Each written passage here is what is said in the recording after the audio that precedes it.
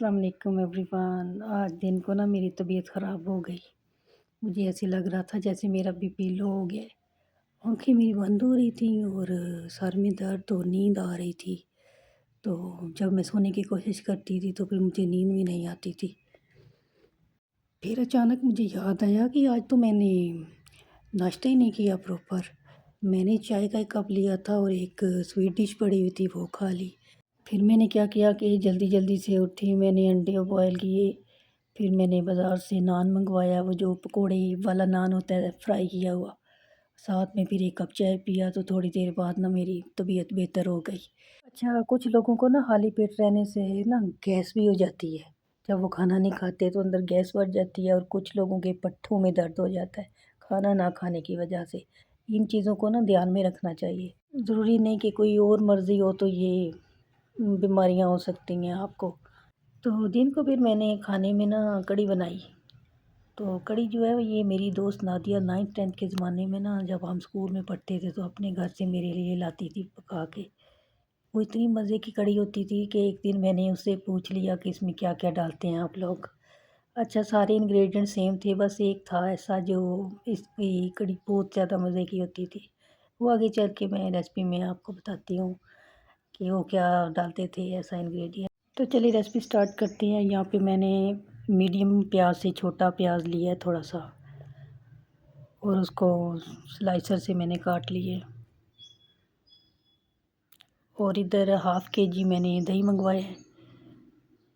Half के जी दही में मैं 3 चम्मच जो है ये बेसन के डालूँगी। ये वाले चम्मच हैं, ये जब हम सालन वगैरह सर्व करते हैं तो यूज़ होते हैं।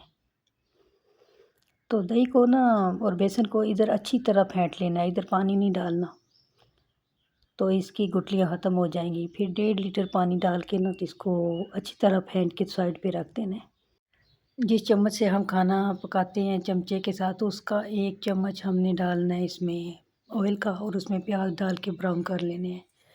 और साथ ही पानी और कुछ मसाले मैं पास रख लूँगी।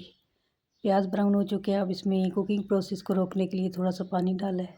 1 चम्मच लाल मिर्च, 1.5 चाय का चम्मच हल्दी, 2 चाय के चम्मच खुश्क धनिया पाउडर और 2 चाय के चम्मच टोटल मेरा नमक यूज़ हुआ है इसमें। और थोड़ा सा मैं इसको भून लूँगी। भूनने के बाद इसमें मैं पानी शामिल कर दूँगी, थोड़ा सा ज़्यादा शामिल करना है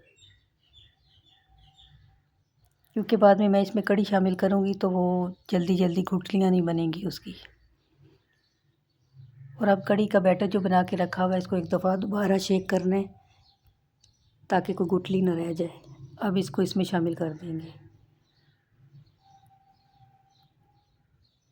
आधा लीटर पानी मैं और डाल दूँगी इसमें।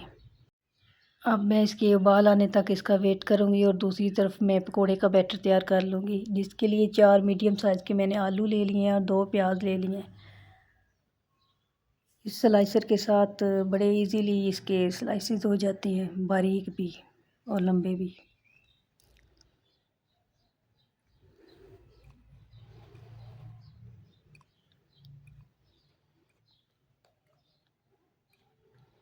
अब प्याज भी काट लूँगी मैं इसी के साथ।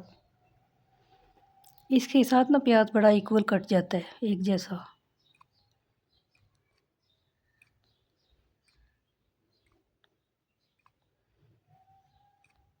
इधर कढ़ी को उबाल आ गया, अब इसकी आंच मैं धीमी कर दूँगी और इसको मैं 20 मिनट पकाऊँगी धीमी आंच पे।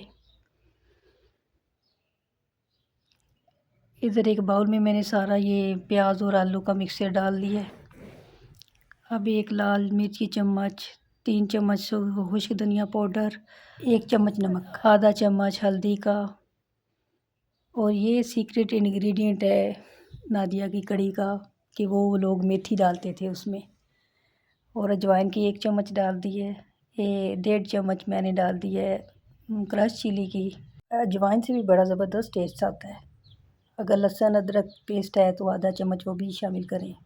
4 टेबलस्पून बेसन शामिल किया है और 5-6 हरी मिर्चें। बेसन में घोलने लगी थी फिर मुझे याद आया कि हरी मिर्चें नहीं डाली अभी। घर में अगर बच्चे हैं तो फिर सब्ज़ मिर्चें बेशक स्किप कर दें। अब मैं इसको थोड़ा थोड़ा पानी डाल के तो मिक्स कर लूँगी। इसका बैटर मैं हमेशा हाथों के साथ ही बनाती हूँ।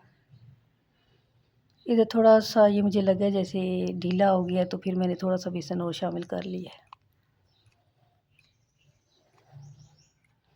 इस मौके पे ना आप नमक चेक कर सकते हैं इसका कि कम है या ज़्यादा। पकोड़े का बैटर बनाने के बाद इससे फ़ौरन पकोड़े बनाने हैं ताकि क्रिस्पी बने। कढ़ी मेरी 20 मिनट पकने बाद तकरीबन तैयार हो चुकी थी। अब इससे ज़्यादा मैं इसे थिक नहीं करूँगी क्योंकि पकोड़े जब डालेंगे तो वो ना अब्ज़ॉर्ब कर लेते हैं पानी को, तो थोड़ा पतला ही रखना है उसको। तो इधर मैं पकोड़े बना लूँगी अब इसके। अच्छा, एक इंग्रेडिएंट है इसमें ये कि पकोड़े बनाने से पहले थोड़ा-सा डालना है इसमें मीठा सोडा। उससे पकोड़े क्रिस्पी भी बनेंगे और आलू भी जल्दी-जल्दी गल जाएँगे। 1/4 चाय का चम्मच मीठा सोडा शामिल कर लें।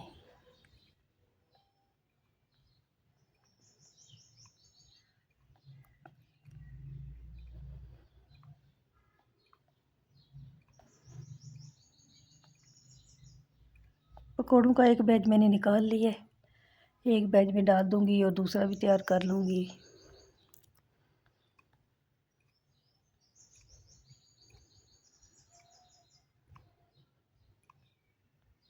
अच्छा, मेरे घर में ना पकोड़े कुछ कढ़ी के अंदर डालने होते हैं मुझे, और कुछ जो है मैं वो बचा लेती हूँ क्योंकि घर में खाते हैं सारे। ये बस बचा लिए हैं मैंने। अब जो जिस पकोड़े बनाए हैं जिस ऑयल में, उसी ऑयल से थोड़ा-सा ऑयल लेके थोड़ा-सा ज़ीरा शामिल किया है और 4-5 लाल मिर्चें गोल। अब इसका तड़का लगा देंगे ऊपर से। ये बहुत ही मज़ेदार मेरी कढ़ी तैयार हुई है। अल्हम्दुलिल्लाह जब भी बनाती हूँ बहुत अच्छी बनती है। मेरी दोस्त नादिया की तरह मेरी कढ़ी भी अल्हम्दुलिल्लाह बहुत ज़बरदस्त बनती है।